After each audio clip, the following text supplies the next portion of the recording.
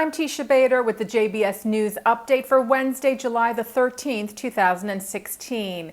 The IDF is investigating an incident that occurred early this morning in the West Bank town of Al-Aram, in which a Palestinian driver thought to be attempting a car ramming attack was shot and killed. A unit of Israeli border police officers were conducting a weapons raid in the town early this morning when, fearing for their safety, one of the officers shot at a driver who was accelerating towards them. A passenger in the vehicle was also injured. A third person was unharmed and taken in for questioning. One of the major security crossings between Israel and Gaza is set to reopen to allow for the commercial passage of merchandise for the first time in 8 years. A spokesman for COGAT, Israel's coordinator of government activities in the territories unit, said that the Erez crossing point will again be open to goods entering Gaza, adding that this measure has been taken to facilitate the work of Palestinian importers and thus help the economy of the Gaza Strip. Since 2008, the crossing was restricted to pedestrians with goods and not the commercial or vehicular transfer of merchandise. Former Israeli Defense Minister Moshe Ya'alon had announced back in May that the crossing point would reopen soon. Israeli athletes who soon head to Rio for the Summer Olympic Games gathered today in Tel Aviv to remember the 11 Israeli athletes killed 44 years ago at the Games in Munich, Germany. They joined family members of those killed on September the 5th of 1972 by Palestinian terrorists from the Black September group at a memorial held today, where two members of the Israeli team, gymnast Netta Rivkin, who will be Israel's flag bearer at the opening ceremony of the Olympics, and windsurfer Shachar Tsuberi. They laid a wreath in remembrance.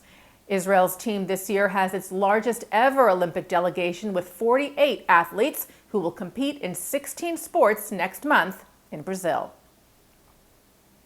The Hebrew University of Jerusalem once again placed high on rankings of universities across the globe. The school was ranked 26th by the Center for World Universities think tank based in Saudi Arabia, making Hebrew U the best university in the Middle East.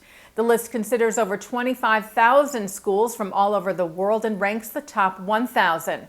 First place went to Harvard, followed by Stanford and MIT. Christian leaders from across the United States began a unique educational program this week. Participants of the Christian Leadership Initiative, which is a partnership of the American Jewish Committee, together with the Shalom Hartman Institute in Jerusalem, gathered at the Institute yesterday for a 10-day summer seminar in Israel, kicking off the 13-month-long program. The program during the year consists of monthly distance learning sessions where Christian leaders will study classical and modern Jewish texts with leading Israeli and North American Jewish scholars.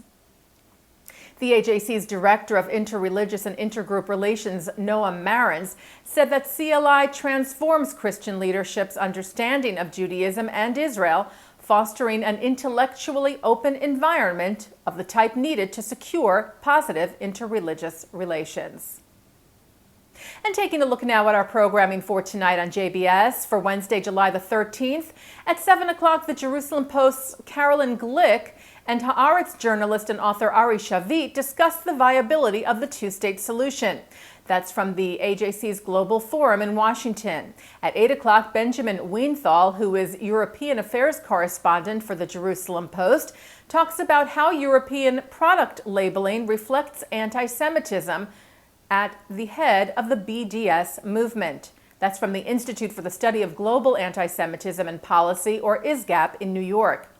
At 9 tonight, Mark Golub sits down with Gary Kenzer, who is National USA Executive Director of Honest Reporting. He talks about ways in which the international media fails to provide accurate and complete information regarding the Israeli-Palestinian conflict. And coming up right after this newscast tonight at 6:30, Thinking Out Loud with Micah Halpern. And that's the JBS News Update for Wednesday, July the 13th, 2016. I'm Teisha Bader.